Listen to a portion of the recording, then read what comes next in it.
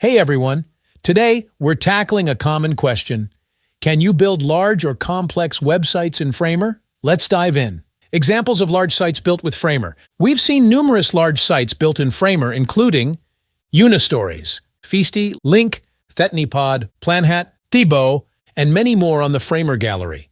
When it comes to creating custom layouts, interactions, and even 3D animations, there's little you can't do in Framer. It's possible to build these natively, without code, and without a developer telling you it can't be done.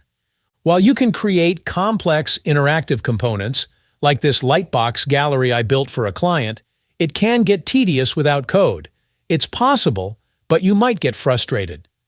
Components are Framer's biggest superpower.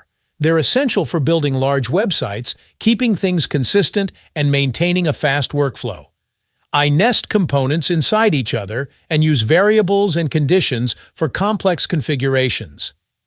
Framer's CMS is more powerful than many think. Let's look at a blog example. Category landing pages with custom colors, featured posts and content grids, dynamic tags and author pages. You can also use CMS creatively, like hosting an icon library or navigation content. Adding search functionality is as simple as dropping in a native Framer component.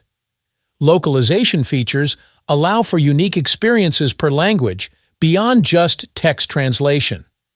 When native features are limited, you can leverage custom code overrides and components using React.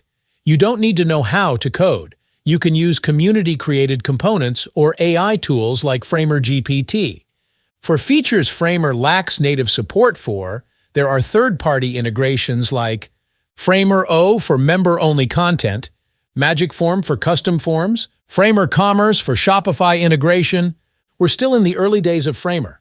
Expect major CMS updates, a potential CMS API, a plugin store, opening up new features and integrations. Framer's capabilities for building complex websites are extensive and growing. If you have any questions or video requests, drop them in the comments below. Don't forget to like and subscribe.